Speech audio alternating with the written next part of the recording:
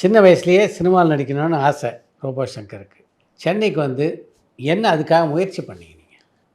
மதுரையிலே நான் வந்து பேசிக்காக ஃபஸ்ட்டு டான்ஸர் சார். ம் அபிநயான்னு ஒரு டான்ஸ் குரூப்பு. அதில் அப்போவே வந்து எம்ஜிஆர் மாதிரி, சிவாஜி மாதிரி, ம் எல்லா நடிகரை மாதிரி ஒரே பாடலுக்கு ஆடுறது, ம் கமல் சார் மாதிரி ஆடுறது.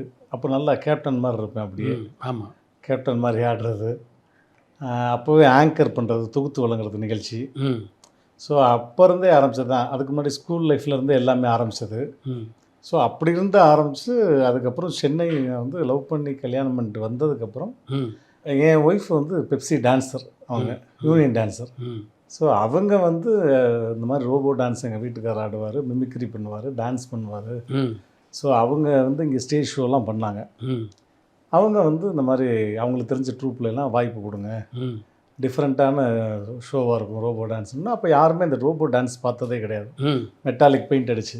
ம் ஸோ அப்படி ஆரம்பித்தது தான்.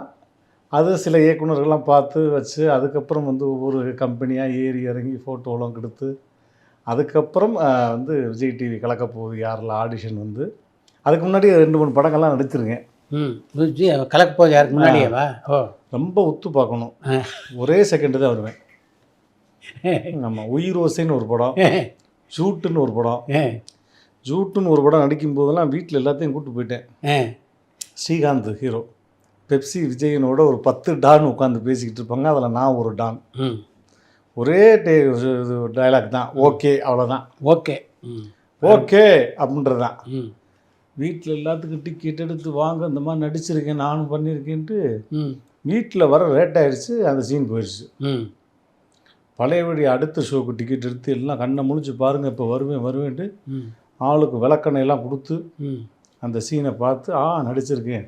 அப்படி 1-2 காட்சிகளில் வந்தது நிறைய. அதுக்கப்புறம் வந்து நம்ம ஆர்வி உதயகுமார் சாருடைய படம் தான் ஃபஸ்ட்டு, கற்க கசடரா விக்ராந்துக்கு முதல் படம். ஆமாம், லக்ஷ்மி ராய் அறிமுகமான. ஆமாம், லக்ஷ்மி ராய். அதில் வந்து ஒரு அடியாளாக வந்தேன் நான். ஒரு 15 நாள் 20 நாள் டேட்டு பொள்ளாச்சியில். அப்போ இந்த மதுரைக்காரனுக்கு இந்த டைலாக்லாம் யார் அந்த குரூப்பில் பேசுவான்றப்ப அதில் 10 பேர்னா 20 ஆளுக்கு ஒன்று முந்திக்கிட்டு வருவாங்கல்ல, சார் நான் பேசுகிறேன்னு. அப்போ நம்ம மதுரைக்காரன்றதுனால அந்த மதுரை சைடில் நிறைய டைலாக்லாம் சாருக்கு அப்பப்போ சொல்லுவேன். ரொம்ப பேசிடுவியாடா நீ அப்படின்னு பேசிடுவேன்ட்டு. அப்போ அதில் சின்ன சின்ன டைலாக்லாம் பேசி அப்படி ஆரம்பித்தது தான். அதுக்கப்புறம் கலக்கப்போகுது யார் வந்ததுக்கப்புறம் தான் சினிமா உலகத்தில் உங்களுக்கு ஒரு மிகப்பெரிய அங்கீகாரம் கிடைக்கிறதுக்கு காரணமாக இருந்தது கலக்கப்போகுது யார் நிகழ்ச்சி. அந்த வாய்ப்பு எப்படி அமைஞ்சது? நான் ஒரே நாளில் 9 ஷோ பண்ணுவேன் சார். அப்போது ஒரே நாளில் 9 ஷோ, எல்லா கோயிலையும் ஒரு ரவுண்ட் அடிச்சுட்டு வந்தேன்னா விடிய காலம் 4 மணிக்கு தான் வருவேன். அடுத்த நாள் சாயங்காலம் 6 மணிக்கு பெயிண்ட் அப்ளை பண்ணிட்டேன்னா போனேன்னா அப்படியே ஆட்டோவில் ஏறினேன்னா பைக்கில் ஏறினேன்னா ஃபுல்லாக அடிச்சு திரும்ப 4 மணிக்கு வருவேன். காலையில் 6 மணிக்கு ஜிம்மு மாஸ்டராக ஒர்க் பண்ணுவேன். சாயங்காலம் ஆனால் வந்து கம்பெனியாக போய் ஃபோட்டோ கொடுக்குறது, ஈவினிங் மாஸ்டராக இருக்குது, நைட்டு ஷோக்கு போகிறது. இப்படி இருக்கும்போது பாஸ்கர்னு ஒருத்தர், மிமிக்ரி ஆர்டிஸ்ட் பாஸ்கர், இந்த மாதிரி விஜய் டிவியில் கலக்கப்போகுது யாருன்னு ஆடிஷன் எடுக்கிறாங்க, வந்து சும்மா ஒரு 5 நிமிஷம் பெர்ஃபார்மன்ஸ் பண்ணிட்டு போ, அவங்க ஓகேன்னா கூப்பிடுவாங்க. நான் சொன்னேன், எதுக்குன்னு டிவியில் போய் பண்ணிவிட்டு. அந்த டயத்தில் நான் போய் 2 ஸ்டேஜில் பண்ணேன்னா ஒரு 250 500 கிடைக்கும். இது எதுக்கு போய்? இல்லைப்பா வாப்பா, நான் வரவே மாட்டேன்ட்டேன். கையை பிடிச்சி தரன்னு இழுத்துட்டு போய் விட்டார். அப்போ இதே மாதிரி கமல் சார், விஜயகாந்த் சார் மாதிரிலாம் பேசினோடனே பேசிட்டு வந்துட்டேன். வந்ததுக்கப்புறம் கரெக்டாக 1 மாதம் கழித்து கூப்பிட்டாங்க. அதுக்கப்புறம் உள்ளே போனேன். இப்போ வரையும் சீசன் 10 போகுது. கலக்கப்போகுது யாரில் ஃபஸ்ட்டு எபிசோடு, ஃபஸ்ட்டு சீசனில் first performer, first comedy king நான் தான். அருமை. அங்கேருந்து அப்படியே டேக் ஆஃப் ஆகி வந்தது. மிக சுலபமாக பேசக்கூடிய குரல் எது? யார் இது? என் வாய்ஸ் தான். சுலபம்னு எதுவுமே கிடையாது. இப்போ ஒவ்வொரு ஆர்டிஸ்ட்டுக்குமே 3-4 கேட்டகரிலாம் இருக்குது. இப்போ கேப்டன் சாருடைய வாய்ஸ்னால் நம்ம சில பேர் வந்து இந்த எலெக்ஷனுக்கு முன்னாடி பேசின வாய்ஸ் பேசுகிறாங்க. நான் மற்ற கலைஞர்கள்ட்டே சொல்லியிருக்கேன், தயவுசெய்து அந்த வாய்ஸ் பேசாதீங்க. அதாவது மக்கள் என்ன சொல்கிறேன்னு நான் சொல்கிறேன், அதை பேசாதீங்க. மிகப்பெரிய கலைஞன் விஜயகாந்த். கேப்டன் வந்து சிம்ம குரலும், அந்த குரல் வந்துச்சுன்னா சிங்கம் ஒரு முறை மாதிரிங்க. அதனால் எல்லாருக்கும் வியாதி வர்றதான். அதுக்காக அதை வச்சு ஆதாயம் பார்க்காதீங்க. அதனால் தயவுசெய்து நான் மற்றவங்கள புண்படுத்துகிற மாதிரி எங்கேயுமே பலகுரல் பண்ணாதீங்க. ஏன்னா பலகுரல் அப்படிங்கிறது ஒரு நல்ல கலை. இறந்து போன ஆத்மாக்களை அப்படியே மேடை கொண்டு வரது அந்த கலை. ஏன்னா இன்றைக்குள்ள ஜென்ரேஷனுக்கு எம்ஜிஆர் சிவாஜிலாம் தெரியாது. கரெக்ட். அவங்களுக்கு யாருன்னு தெரியாது குழந்தைங்களுக்கு. அப்போ நம்ம அதே பாடி லாங்குவேஜில் பேசி ஆடி காட்டும்போது இப்பேற்பட்ட தலைவர்லாம் இருந்திருக்காங்களோ அப்படின்றது கொண்டு வர்றது தான். ஸோ அதில் நல்ல விஷயத்த அவங்க ஃபேமிலியை பார்த்தா என்ஜாய் பண்ணணும். இப்போ சிவாஜி சார் மாதிரி பேசுகிறேன்னா பிரபு சார் அவ்வளோ என்ஜாய் பண்ணுவார். பிரபு சார் மாதிரியே பேசுகிறேன்னா அப்படி என்ஜாய் பண்ணுவார். அந்த மாதிரி அவங்க ரசிக்கணும். கரெக்ட். இன்றைக்கி வந்து மிமிக்ரின்றது ரொம்ப கேஷுவல் ஆகிடுச்சு. முன்னாடிலாம் பெரிய நடிகர்கள் இருந்தாங்கன்னா அவங்க முன்னாடி பேசுகிறதுக்கு பயப்படுவாங்க.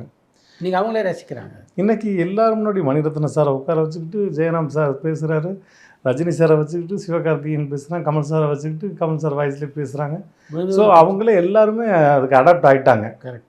அதனால் ஆனால் அவங்க ரசிக்கும்படியாக இருக்கணும். அவங்கள ஹர்ட் பண்ணுற அளவுக்கு பண்ணக்கூடாது. அப்படி வந்து ஒவ்வொரு நடிகர்களுக்கும் 3 கேட்டகரி வாய்ஸ் இருக்கும். இப்போ நார்மலாக ஃபஸ்ட்டு பேசின கேட்டன் ஒன்று. இதே வந்து கோயில் கால அம்மன் கோயில் விளக்காலையில் ஒரு ஜாலியான இந்தாப்புல இது ஒரு ஸ்டைலு. இதே வானத்தை போலெல்லாம் அப்பா கேரக்டர் ஒன்று பண்ணியிருப்பார். ஆத்தா என்னாத்தா என்னதான் இருந்தாலும் உன் பிள்ளைய நீ ஏத்தா அப்படி ஒரு இது ஒரு கேட்டகரி.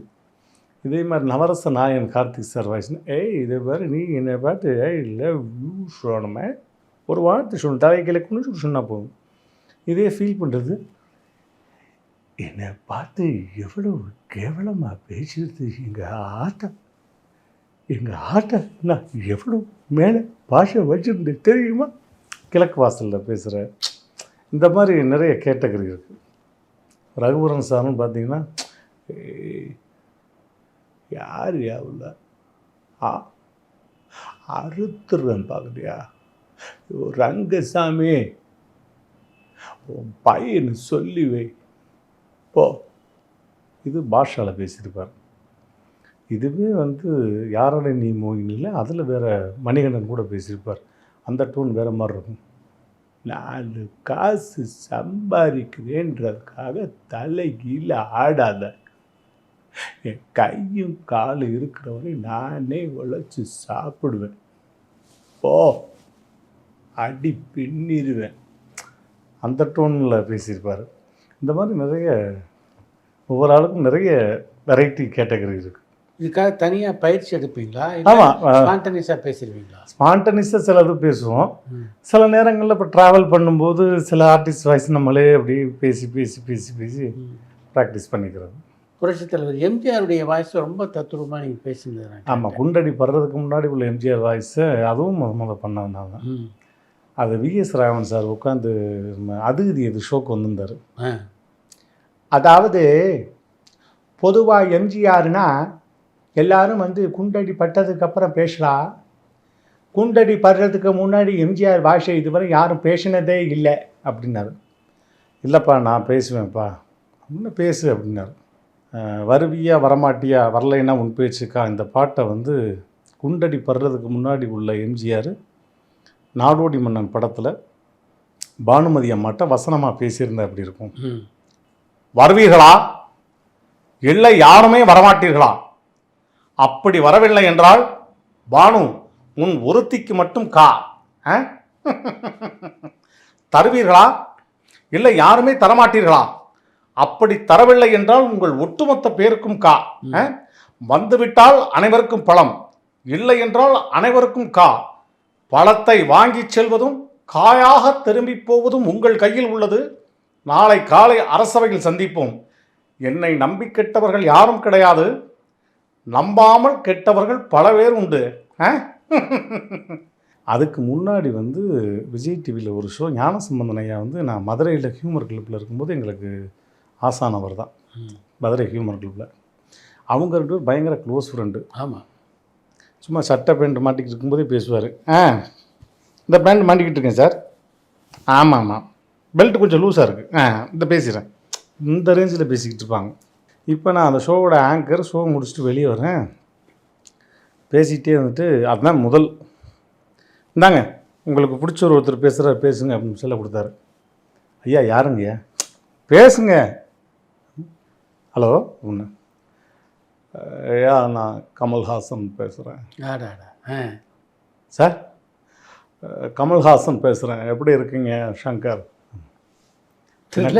எனக்கு மெயின் நாக்கு உள்நாக்கா மாறிடுச்சு. சார் சார் சார் என்ன ஐயா நிறைய உங்களை பற்றி சொல்லியிருக்காங்க. எல்லா இடத்துலையும் என்னுடைய பேரை சொல்கிறீங்களா? ரொம்ப சந்தோஷம். உங்களுக்கு ஏ கலைவன் தெரியுமா? நீங்கள் ஒரு ஏ கலைவன். அப்படியா சார்? ஏ கலைவன்னா என்னன்னு தெரியுமா? தெரியாது சார். ஆசானை பார்க்காமையே ஆசானை நினச்சிக்கிட்டு பண்ணுறது தான் ஏ கலைவன். நீங்கள் ஒரு ஏ கலைவன் தான், சுயம்பு தான் நீங்கள். சார் ரொம்ப நன்றி சார், கண்டிப்பாக விரைவில் சந்திப்போம்ட்டார். வீட்டில் வந்து என் மொட்டாட்டிட்டு சொல்கிறேன், கமல் சார் இன்றைக்கி பேசினார். சும்மா போங்க, டெய்லி லூஸு மாதிரி இப்படி தான் பேசிக்கிருப்பீங்க. நம்பலை. ஆமாம், தூக்கத்தில் கமல் பேசினார், ரஜினி வந்து சாப்பாடு கொடுத்தாரு. நிஜமாடி கமல் பேசினார். இதுதான் ஃபஸ்ட்டு. இப்போ அந்த ஷூட் முடிச்சுட்டு எனக்கு ஃபோன் வருது, நிக்கில் கூப்பிட்றாரு. சங்கர் வந்துருங்க, காலையில் 10:30 மணிக்கு சார் ஆஃபீஸுக்கு வர சொல்லிட்டாங்க. அப்போ வந்து மான்சா கார் வச்சுருக்கேன். நான் செல்ஃப் டிரைவிங் தான். 6 கியரில் 7வது கியர்லாம் தேடி ஓட்டி போய்கிட்டு இருக்கேன். பிரேக் எங்கன்னு தெரில, கிளச் எங்கன்னு தெரில, பறக்குது வண்டி. அட்ரஸை தேடி கண்டுபிடிச்சி ஆழ்வார்பேட்டையில் கொண்டு வண்டியை நிப்பாட்டிட்டேன். அவர் வீட்டு கேட்டுக்கு முன்னாடி வண்டியை நிப்பாட்டிட்டேன். உள்ளே இருந்து ஹிந்திக்கார ஒருத்தன் வந்தான். கே சாப் சாப் கமல் சார் கூப்பிட்டுருக்கார், போ போ போ அப்படின்னா. யோ, கமல் சாரே கூப்பிட்ருக்காரியா, பார்க்க வந்தேன். போ போன்னா பின்னாடி இருந்து ஒரு ஆரன் சவுண்டு அடிச்சுக்கிட்டே இருக்கு. இருங்கங்க, பேசிக்கிட்டு இருக்கேங்க சும்மா. இப்படின்னா ஆரன் அடிச்சுட்டு வண்டியை ஓரமாக போடுங்க. ஏங்க கமல் சார் கூப்பிட்டாரியா, நிக்கில் சார் உள்ளே இருக்காரா, கூப்பிடு. சா சா சா வண்டி கே போன்றேன். பின்னாடி கையை காமிச்சு என்னன்னு பார்த்தா எனக்கு பின்னாடி உள்ள வண்டி கமல் சார் வண்டி. அவர் வண்டியை மறித்து என் வண்டியை நிப்பாட்டிருக்கேன். அவர் ஆரன் அடிச்சுக்கிட்டு இருக்காரு. ஆத்தாடி ஆத்தா, செவில சேத்துல அரைஞ்சி வெளியே அனுப்ப போகிறாங்க இப்போன்ட்டு ரிவர்ஸ் எடுத்து ஒரு வழியாக வண்டியை கொண்டு போட்டால் அவர் வண்டி உள்ளே போயிடுச்சு. நீ நம்மளை கூப்பிட்ட மாதிரி தான், அப்படியே வண்டியை கிளப்பி வீட்டுக்கு போடான்னு போகிறாங்க அப்படின்னு. ரொம்ப நேரம் கழித்து நிக்கில் வந்து சார் கூப்பிட்றாரு. பார்த்தா உள்ளே போனோடனே ப்ளூ ஷர்ட்டு, ப்ளூ ஜீனு, இப்படி செல்ஃபோனை அப்படி பார்த்துக்கிட்டு இருந்தார். நான் அப்படியே பார்த்தோன்னே இந்த கோயிலில் நடையை திறப்பாங்கல்ல, கடவுளை பார்க்குறது அப்படி பார்க்குறேன். இப்படி பார்த்தவர், வாங்க அப்படின்னாரு. ஓரமாக என்ன நான் என்ன பண்ணுறீங்க சார்? விஜய் டிவியில் ஷோ பண்ணுறேன் சார், மிமிக்ரி அப்படின்னு எல்லாம் விசாரிச்சுட்டு இந்த ஃபென்டோக்ளாக்கிசம் தெரியுமா அப்படின்னாரு. இப்போ தெரியும்னா அதுக்கு 1008 கேள்வி கேட்பார். தெரியாதுன்னா இதெல்லாம் தெரியாமல் எதுக்குடா என் வீட்டுக்கு வந்தேன்னு கேட்பார். என்னடா சொல்கிறேன்ட்டு என்ன சார் அப்படின்னேன். அந்த என்ன சார்னு கேட்கும்போது தெரிஞ்சு அவளுக்கு இங்கிலீஷ் தெரியாது, தமிழில் சொல்லிடுவோம் அப்படின்ட்டு. இந்த பொம்மையை வச்செல்லாம் பேசுவாங்க தெரியுங்களா, நான் அவர்களில் பண்ணியிருப்பேன். ஆமாம் சார், ஆமாம், அது தெரியுமா? தெரியாது சார். அதை மட்டும் நீங்கள் ஒரு 6 மாதம் ப்ராக்டிஸ் பண்ணிங்கன்னா வேர்ல்டு டூர் ஃபுல்லாக அடிக்கலாம். அந்த கலையை நீங்கள் வந்து கற்றுக்குங்க. நான் கற்றுக்கிட்டேன்னு என் முன்னாடி பண்ணி காமிச்சார். ஒரு ஸ்டிக்கை எடுத்து வாயில் வச்சு, வாயில் விடி வச்சு, பேசுகிறது தெரியாத அளவுக்கு உதறு ஒட்டாமல் பேசுன்னு சொல்லி பேசி காமிச்சார். எல்லாம் பேசி முடிச்சுட்டு சரி ஓகே ஒன்றும் அப்படி சார் காலையில் விழுந்து கும்பிட்டு வெளியே வந்துட்டேன். போட்டோ எடுக்காம வந்துட்டேன் அவசரத்தில். அடாடாடா, இவ்வளோ தூரம் வந்து போட்டோ எடுக்காம வந்துட்டோமே அப்படின்னா வெளியே வந்துட்டு திரும்ப நிக்கில நான் கூப்பிட்றேன். அண்ணே போட்டோ எடுக்காம வந்துட்டேனே ஆர்வத்தில்.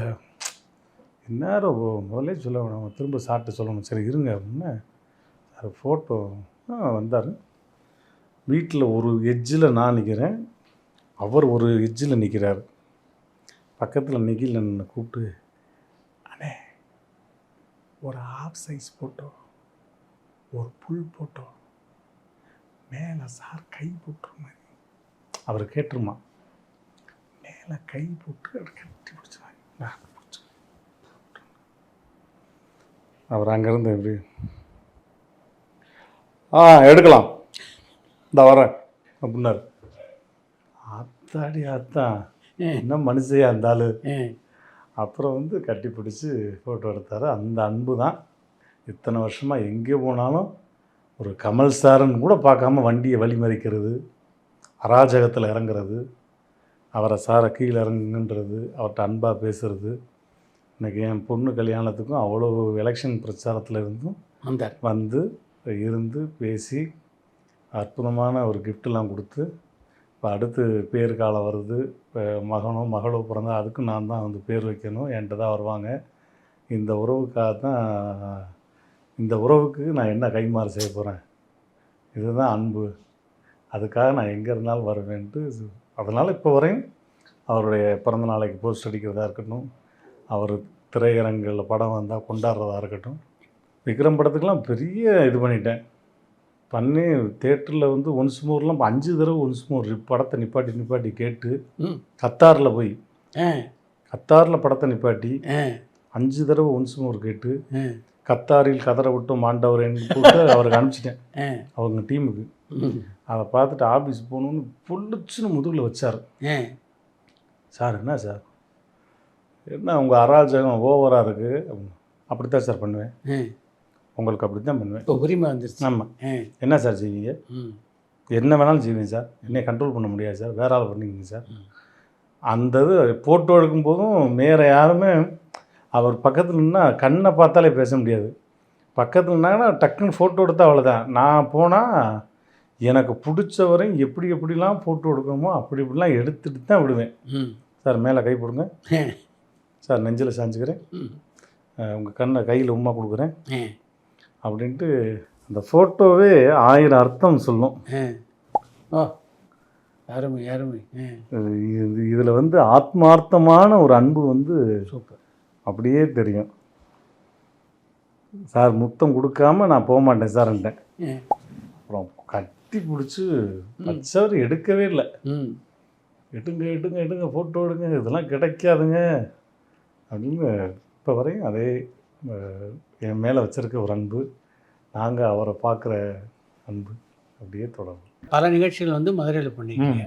அதில் உங்களுக்கு மிகப்பெரிய பாராட்டை பெற்று தந்த நிகழ்ச்சின்னு எதை சொல்லலாம்? நிறையா இருக்குது சார். ஸ்கூல் லைஃப்பில், காலேஜ் லைஃப்பில், மதுரையில் அபிநயாவில் பண்ணது. நான் அப்போ கமல் சார் மாதிரி ஆளவந்தான் படம் வந்தப்போ, படம் ரிலீஸ் ஆகிறதுக்கு முன்னாடி வீட்டில் மொட்டையை எடுத்துகிட்டு போயிட்டேன். மொட்டையை எடுத்துகிட்டு அதே நைஃபு அதே ஸ்பெக்ஸு எல்லாம் ரெடி பண்ணிட்டு போனேன். காலையில் ஷோக்கு போனவே சாயங்காலம் மொட்டையோடு வந்தால் வீட்டில் விளக்க மாற்ற எடுத்து அடித்து என்ன நடந்து போச்சுன்னு மொட்டையை எடுத்துகிட்டு வந்துருக்குன்ட்டு பெட்டிக்கிட்டுலாம் தூக்கி எரிச்சு போயிரு அப்படின்ட்டாங்க. அப்படியே பெட்டியை தூக்கிட்டு ஆரப்பாளையம் பஸ் ஸ்டாண்டு போயிட்டேன். அப்புறம் ஒரு நாள் கழித்து தான் வந்தேன், இல்லைப்பா வரட்டும்ப்பா அப்படின்னு.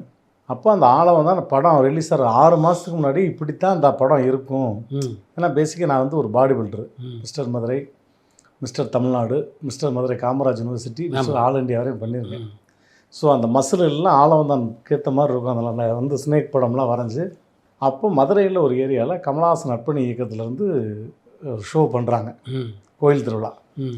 அப்போ இந்த மாதிரி ஆளவன் தானே ஒருத்தர் பண்ணுறாரு, அவரை கூட்டிகிட்டு வாங்கன்னு சொல்லி ஒரு 5வது ஃப்ளோர் மாடியில் என்னை உட்கார வச்சு, அதே மாதிரி நைஃபோடு உட்கார வச்சு, அப்போ ரோப்லாம் கிடையாது, ரோப்பே இல்லாமல் அந்த திண்டில் உட்காந்து எனக்கு ஸ்பாட்லைட் போட்டு அங்கேருந்து கீழே இறங்கி கூட்டிகிட்டு வந்து அதே மாதிரி நடந்து வந்து எனக்கு ஸ்டேஜில் வச்சு பாலாபிஷேகம்லாம் பண்ணி கமல் சாராகவே என்னை பார்த்து அப்படி நடந்த விஷயங்கள் தான் முத பெரிய வெடிக்கிட்டலாம் போட்டு தாரதப்பட்டியோடு எனக்கு மேடை கூப்பிட்டு போனாங்க. அந்த காலகட்டத்தில் தான் கமல்ஹாசனுடைய தீவிர ரசிகரானீங்க. அப்புறம் 30 வருஷமாக அவருடைய மிகப்பெரிய விசிறி போஸ்ட் அடிக்கிறது, ஃப்ளக்ஸ் வைக்கிறது, பாலாபிஷேகம் பண்ணுறது, அப்போ இருந்து இந்த செகண்ட் வரையும் தொடர்ந்துக்கிட்டே இருக்குது. அப்போ மதுரையிலேயே நீங்கள் வந்து இந்த மிமிக்ரிலாம் பண்ணுவீங்களா? ஆமாம், மிமிக்ரிலாம். அப்போ யாரை பற்றி ரொம்ப பிரபலமாக? விஜயகாந்த், கமல். ஆமாம், அது ரெண்டுமே பார்க்க என்னுடைய நடை உடையெல்லாம் அப்படியே வந்து கேப்டன் மாதிரி இருக்கும். பழைய கமல் சாருடைய டான்ஸ் வந்து அப்படியே பண்ணுவேன். காக்கி சட்டையில் வர்ற சாங்கு, காதல் பரிசில் வர்ற சாங்கு, உயர்ந்த உள்ளமில் வர்ற சாங்கெல்லாம் அதே காஸ்டியூம் போட்டு அப்படியே பண்ணுவேன். ஸோ இது ரொம்ப ஃபேமஸ். அதனால் குறிப்பாக என்னை கேட்பாங்க எல்லா ஷோவுக்கு போனால், கேப்டன் மாதிரி பண்ணுவார், கேப்டன் மாதிரி பேசுவார், அவர் வந்துட்டாரான்னு. ஸோ அதுதான் ஜாதி ஜாதிங்கிறியே, ஜாதி அட உன்னை பெத்துச்சு உங்கள் அம்மாடா மடையா. என்னை பொறுத்த வரைக்கும் ஏழைக்கு செருப்பாக இருப்பேன், எதிரிக்கு நெருப்பாக இருப்பேன், ஆத்தா வரட்டுமா.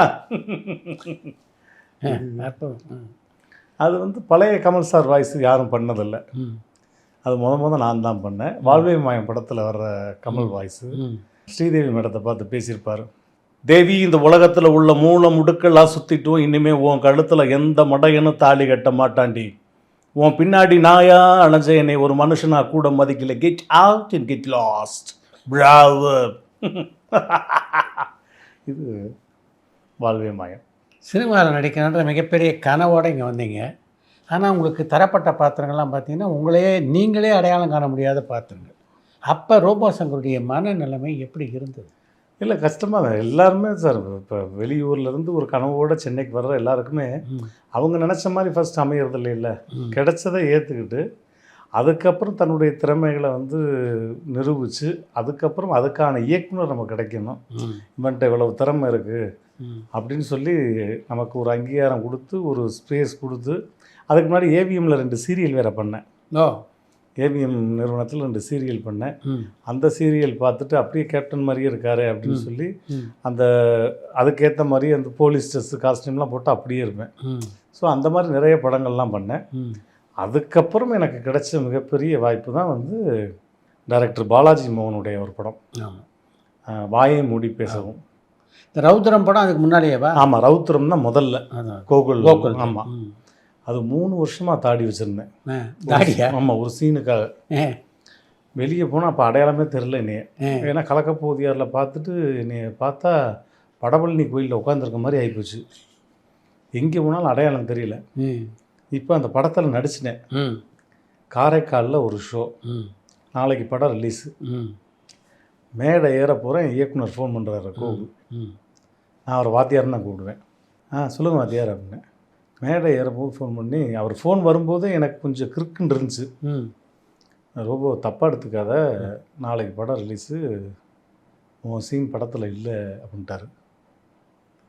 கொஞ்சம் கோச்சிக்காத, எனக்கு முதல் படம், நான் ஒன்றும் சொல்ல முடியாத சூழல், நீ சென்னைக்கு வா பேசிக்கலாம் அப்படின்ட்டாரு. எனக்கு மேடை ஏறுக்கும்போதே கண்ணு கலங்கிருச்சு. நான் மேடை ஏறி பிடிச்சி பெர்ஃபார்ம் பண்ணணும். 3 வருஷமாக அதில் வந்து தாடி வச்சு அந்த ஒரு சீனுக்காக வெயிட் பண்ணுற சூப்பர் சீன் அது. அதுக்கான நேரம் காலம் அந்த படத்துக்கு வந்து அது கரெக்ட் செட் ஆகலைன்னு சொல்லி அதை எடிட் பண்ணிட்டாங்க. எனக்கு கண்ணு கலங்கி மேலே ஏறிட்டேன். அப்படியே ஷோ பண்ணிட்டு வந்துட்டேன். வந்துட்டு சென்னை வந்தால் வீட்டில் வந்து என் மாமனார் கேட்குறாரு, எப்பா என்னப்பா இன்றைக்கி போவோம் நடிச்சிலப்போ உன் படம் ரிலீஸு, 3 வருஷமாக தாடி வச்சு. இல்லைப்பா, அந்த படத்தில் என் சீன் வரல.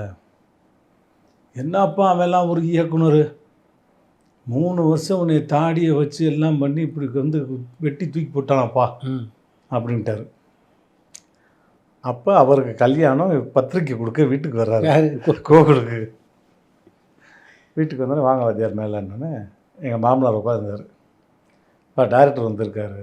யாருப்பா? இந்த ரவுத்திரம் படம் எடுத்தார்ல அவர் தான். உன்னையத்தான் தேடிக்கிட்டு இருக்கீங்க வாயா. ஒரு பயலை அவன் பாட்டுக்கு காமெடி ஷோ பண்ணிக்கிட்டு பொழப்பு போட்டிக்கிட்டு இருந்தான். 3 வருஷமாக போட்டு தாடியை வச்சு நீ எல்லாம் மனுஷனாயா, இப்படி வெட்டி தூக்கி போட உனக்கு எப்படியா மனசு இருந்துச்சு அப்படின்னு கண்டமணிக்கு திட்டாரு.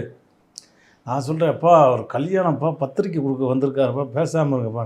இருப்பா, என்னப்பா ஒரு மனசாட்சி வேணாமாப்பா, 3 வருஷமாப்பா காத்து கிடக்கிறது, லூசு பையன் மாதிரி தெரிஞ்சியப்பா, அந்த ஒரு சீனை வைக்கிறதுல என்னப்பா குறைஞ்சு போகுது பா, விடுங்கப்பான்ட்டு சொல்லி கீரவமாக அவர்கிட்ட நான் காம்ப்ரமைஸ் பண்ணி, சார் பெரிய மனுஷன் ஏதோ தவறாக பேசிட்டாரு, மன்னிச்சுங்க சார்.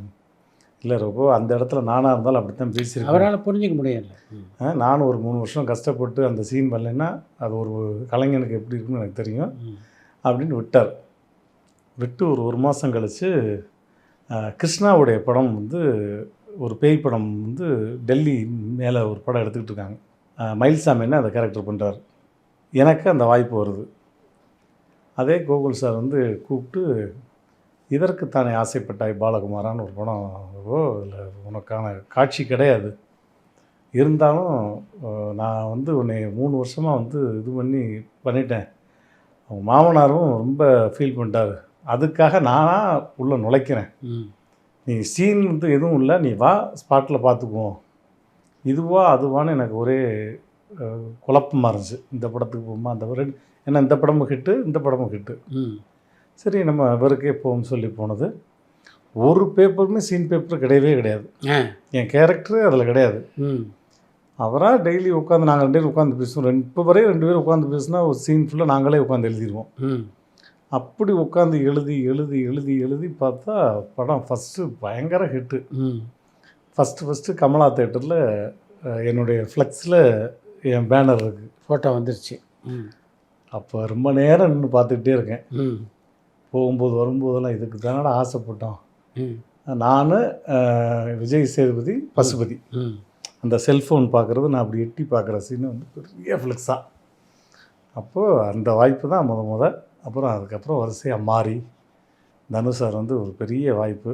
அவர் வந்து சின்ன திரையிலேருந்து பெரிய திரைக்கு வரும்போது ஒரு காமெடியனுக்கு அவ்வளோ பெரிய ஸ்பேஸ் யாரும் கொடுப்பாங்களான்னு தெரியாது. அவர் வந்து என்னை விளையாட விட்டு அவர் சைலண்ட்டாக இருந்திருப்பார் படத்தில். ஃபுல் படமும் நான் தான் ஆக்குபைட் பண்ணியிருப்பேன். அதுக்கு பாலாஜி மோகன் சார்கிட்ட ஃபஸ்ட்டு சொல்லும்போதே, இந்த கேரக்டர் யார் பண்ணுறா சார்? ரோபோ சங்கர் பண்ணுறார்.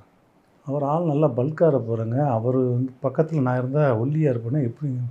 இல்லை ஆள் அப்போ நல்லா லீன் ஆகிட்டார் சார். ஏன்னா அப்போ வந்து டான்ஸ் ஷோ பண்ணேன் விஜய் டிவியில், ஜோடி.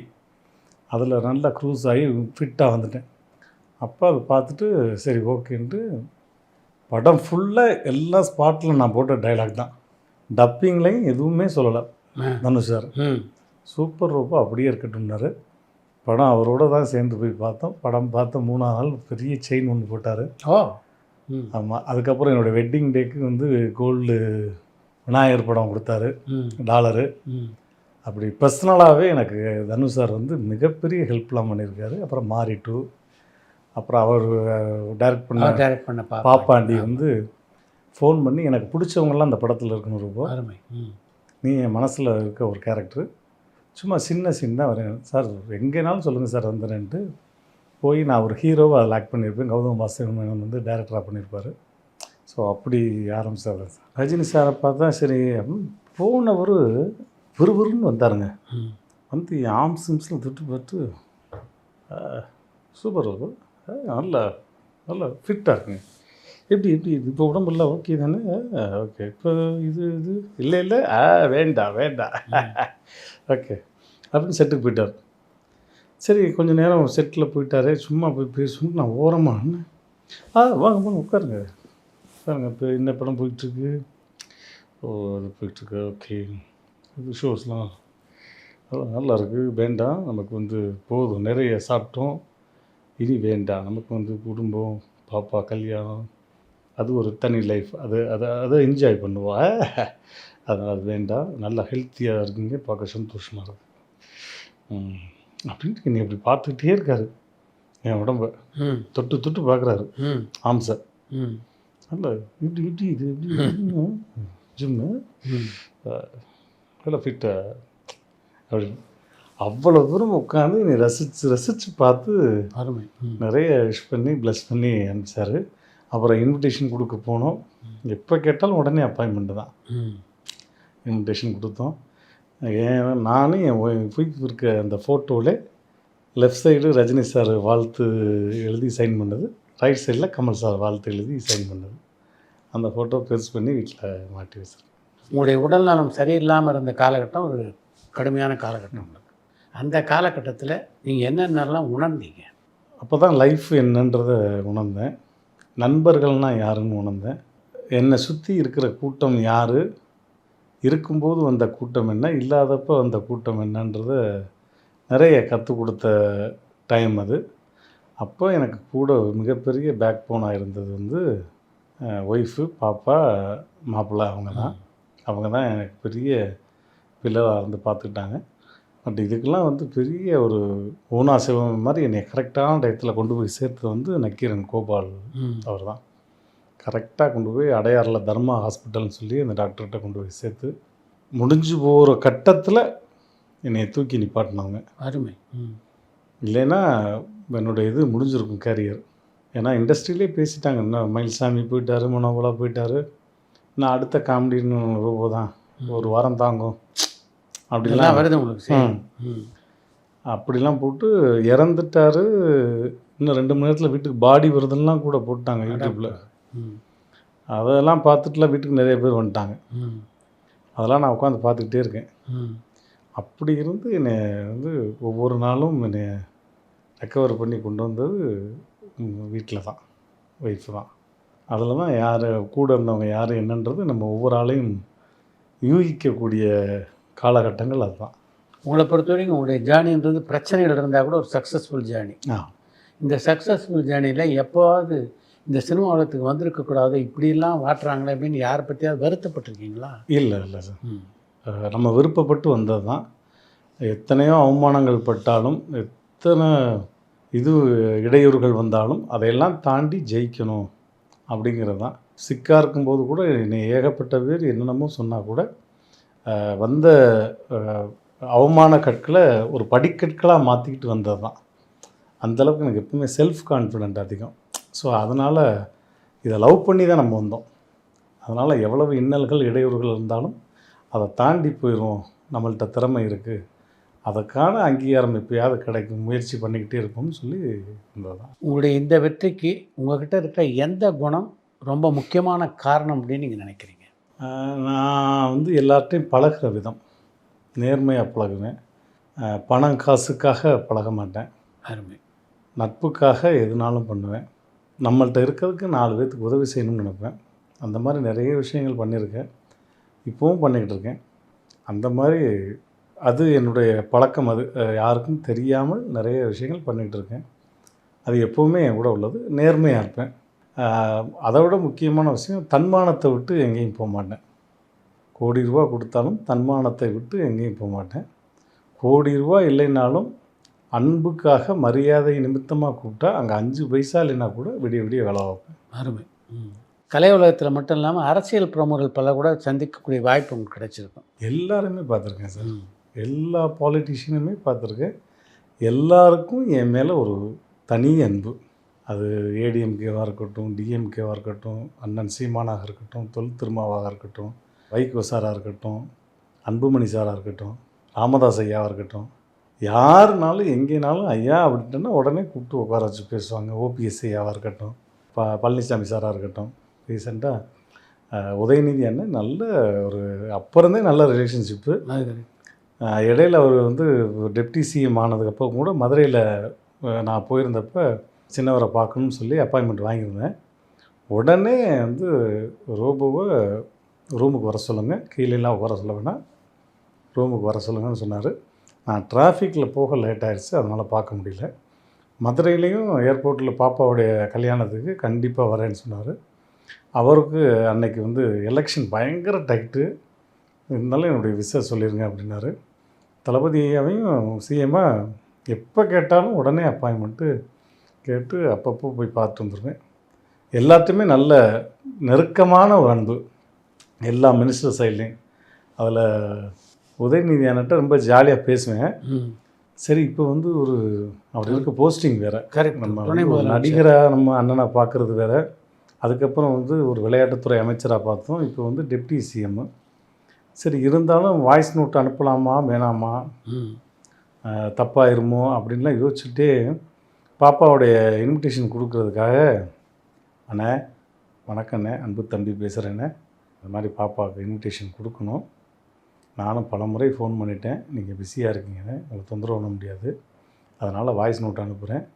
சில நேரங்களில் உங்கள் ஃபோன் சுவிட்ச் ஆஃப்னே வருதுண்ணே, எனக்கு கஷ்டமாக இருக்குண்ணே, தம்பியை கொஞ்சம் அனுசரித்து கூப்பிடுங்கண்ணே அப்படின்னு ஜாலியாக பேசி அனுப்பிச்சுவிட்டேன். இதுக்கு அவர் என்ன அனுப்பணும், ஐயோ அப்படியா, இல்லை அப்படின்னு ஏதோ ஒன்று சொல்லி அனுப்பலாம். அவர் வாய்ஸ் நோட்டு உடனே. நான் என்ன நினச்சிருந்தேன்னா, நான் எப்போ ஃபோன் பண்ணாலும் உங்கள் நம்பர் சுவிட்ச் ஆஃப்லேயே இருக்குண்ணே அப்படின்னு. அதுக்கு அவர், நான் சுவிட்ச் ஆஃப் பண்ணும்போதே நீங்கள் என்னே கூப்பிட்றீங்க, சுவிட்ச் ஆஃப் பண்ணும்போது கூப்பிடாதீங்கல்ல, ஆன் பண்ணும்போது கூப்பிடக்கண்ணே அப்படின்னாரு. ஸோ அப்போ தான் பரவாயில்ல, அண்ணன் வந்து இன்னமும் அப்படியே அந்த யதார்த்தத்தோடைய உச்சத்தில் அப்படியே இருக்காருன்னு. அதனால் உடனே அப்பாயின்மெண்ட் கொடுத்தாரு. அண்ணன்ட்டையும் போனோடனே, அண்ணன் உங்களை ஹக் பண்ணணுன்னே அண்ணன் எனக்கு ஒரு கிஸ் பண்ணார். அந்த ஃபோட்டோவும் மறக்க முடியாத ஃபோட்டோ. இதே மாதிரி இந்த ஃபோட்டோவுமே தனுஷ் சாரோட இப்படி ஒரு அந்த நான் எடுக்கிற எனக்கு அமைஞ்ச ஃபோட்டோலாம் அது ஆத்மார்த்தமாக இருக்கும். சும்மா வந்து வா ரோபோ அப்படின்லாம் இருக்காது. நீ எப்பயுமே குழந்த மாதிரி ரோபோ உருவத்தில் தான் நீ இப்படி எனக்கு எப்பயுமே நீ குழந்தையா. ஸ்டாலின் சாரை நான் வந்து ரவுத்திரம் படம் பண்ணதுலேருந்தே தெரியும். அவங்க மீட்டிங் ஃபுல்லாக நான் தான் ஷோ பண்ணியிருக்கேன். அப்போ ரோபோ என் பக்கத்தில் உட்காருங்கன்னு கூப்பிட்டு உட்கார வச்சு முதல்ல எனக்கு மரியாதை பண்ணிட்டு தான் அவர் ஸ்பீச்சே ஆரம்பித்தார். ஐயாட்ட வந்து கலைமாமணி வாங்கினது 2008. நான் கோபாலபுரம் போகும்போதெல்லாம் வரும்போதெல்லாம் அவர் ஒரு சிஎம் அப்படிலாம் நம்ம நினைக்கிறதே கிடையாது. ஏதோ நம்ம வீட்டுக்கு பக்கத்தில் உள்ள ஐயா போகும்போது அப்படி பார்த்துட்டு வரோமே. ஏன்னா அப்போ கலைஞர் டிவிலையும் ஷோ பண்ணிகிட்டு இருந்தேன். இப்போ ஒரு சிஎம் பார்க்கணும்னா அதை முறைப்படி அப்பாயின்மெண்ட் வாங்கி போகணும். எனக்கு என்னன்னு நான் போகிறது அப்பாயின்மெண்ட்டே இல்லாமல் அப்படி நிறைய முறை நிறைய சேட்டை பண்ணியிருக்கேன். அப்போ கலைமாமணி விருது கொடுத்த உடனே ஐயாவுக்கு நன்றி சொல்லணும்னுட்டு காரில் போயிட்டேன். அப்போ சண்முகநாதன் ஐயா தான் இருந்தார். அப்போ பூச்செண்டெலாம் வாங்கிட்டு போனேன். வண்டியை நிப்பாட்டி நல்ல சவுண்டு வால்யூம் ஃபுல்லாக சாங் கேட்டுக்கிட்டு உட்காந்துருக்கேன். ஐயா அப்போ தான் மதியம் லஞ்ச் முடிச்சுட்டு இங்கே வர்றாரு. போலீஸ்லாம் வந்து சார் பாட்டை நிப்பாட்டுங்க சார், சிஎம் சார் வீட்டுக்கு முன்னாடி இப்படி இல்லை ஐயா பார்க்கணும் பூச்செண்டு அப்பாயின்மெண்ட் வாங்கியிருக்கீங்களா? இல்லை சார் அப்பாயின்மெண்ட்லாம் வாங்கலை. ஏங்க ஒரு சிஎம்மை பார்க்க வர்றீங்க அப்பாயின்மெண்ட் இல்லாமல் வர்றீங்க? இல்லை சார் வந்தேன் அப்படியே ஐயா மரியாதை நிமித்தமாக அப்படின்னு. சண்முகநாதன் ஐயா ஐயா என்னையா நீ சிஎம்மை பார்க்க வரேன்றது தெரிய வேணாமாய்யா? அவர் என்ன டயத்தில் எப்படி இருப்பார், தூங்கிட்டு இருக்காரா என்ன ஏது? ஐயா கொஞ்சம் உடம்பு வேறு சரியில்லை, நீ வாட்டுக்கு வந்துட்டியா? ஐயா இல்லையா கொஞ்சம் பார்த்துட்டு போயிடுறீங்க. சரி உட்காருங்க அப்படின்னாரு. உள்ளே போய் ஐயாட்ட சொல்லியிருப்பார் போல். ஐயா வந்து பார்த்துட்டு உடனே அவர் ஐயா ஒரு அப்பாயின்மெண்ட் ஏதாவது வாங்கிட்டு வர மாட்டியா? நீ வாட்டுக்கு வந்துட்டியா? முறைப்படி வாயா? சரி சரி சந்தோஷம் மகிழ்ச்சி அப்படின்னு அனுப்பிச்சார். அப்போ இருந்து நிறைய அப்பப்போ ஐயாவுடைய போய் பார்த்து வர. அவருடைய பிறந்த நாளைக்கு வந்து 2 பேர் தான் ஷோ பண்ணோம். அவருடைய ஷோ வந்து நம்ம கலைவாணர் அரங்கத்தில் காலையிலேருந்து போய்கிட்டுருக்கு. அதில் வந்து ஐயா வந்து பார்க்குற ஷோ வந்து 2 ஷோ மட்டும்தான் பார்ப்பேன் அப்படின்னாங்க. நான் அப்போ கலைஞர் டிவியில் ஷோ பண்ணிகிட்ருக்கேன், எல்லாமே சிரிப்பு தான். ஒன்று 7 மணிக்கு ட்ரிம்ஸு சிவமணி, 8 மணிக்கு எங்களுடைய ஷோ. இந்த 2 ஷோ மட்டும்தான் பார்க்க ஐயா வர்றாரு, அதை மட்டும் பார்க்க வர்றாருன்னு அவர் முன்னாடி பெர்ஃபார்ம் பண்ணோம். ரொம்ப என்ஜாய் பண்ணி பார்த்துட்டு அப்புறம் கூப்பிட்டு வாழ்த்தி அனுப்பிச்சார். ரோபோ சங்கர் மாதிரி பல இளைஞர்கள் நீங்கள் சினிமாவுக்கு வரணும்னு துடிச்சிட்டு இருக்காங்க. அவங்களுக்கெல்லாம் நீங்கள் என்ன சொல்ல விரும்புகிறீங்க? கண்டிப்பாக எல்லாருமே வரலாம் சார். அதாவது மிமிக்ரி ஆர்டிஸ்ட்டாக இருந்து வர்றாங்கன்னா, மிமிக்ரின்றது நமக்கு ஒரு பிளாட்ஃபார்ம் தான், நம்மளை ஒரு அடையாளப்படுத்திக்கிற ஒரு விஷயந்தான். ஒரு நடிகராக உங்களுக்கு மிமிக்ரி உதவி இருக்கா? ஆமாம், நிறைய படங்களில் பண்ணியிருக்கேன்.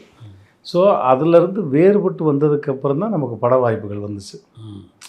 ஸோ சினிமாவில் வர்ற கலைஞர்கள் நல்லா வரட்டும், திறமைசாலிகளாக வந்து வாழ்க்கையில் வந்து துவண்டு போகாமல் போச்சு, இந்த வாய்ப்பு போச்சேன்னு ஃபீல் பண்ணாமல் தொடர்ந்து முயற்சித்தா கண்டிப்பாக அதற்கான அங்கீகாரம் கிடைக்கும். ஆனால் மிமிக்ரிங்கிறது ஒரு பிளாட்ஃபார்மாக வச்சுக்கோங்க. நமக்கு ஒரு அங்கீகாரம் கிடைச்சிருக்கு, உள்ளே நுழையிறதுக்கு, கேட்டு நுழையிறதுக்கு கேட் பாஸ். ஆமாம், கேட் பாஸ் தான். ஆனால் உள்ள சீட்டில் போய் உட்கார்றதுக்கு உங்களை நீங்களே தயார்படுத்திக்கணும். அருமை. தனித்துவம், உங்களுடைய தனித்துவம் என்ன? ரோபோ சங்கர்கிட்ட என்ன இருக்குது, மிமிக்ரியை தாண்டி அவர்கிட்ட என்ன இருக்குது? அது மாதிரி ஒவ்வொரு ஆள்கிட்டையும் ஒவ்வொரு தனித்துவம் இருக்கும். அதை வச்சு போனீங்கன்னா சஸ்டெயின் பண்ணிக்கலாம்.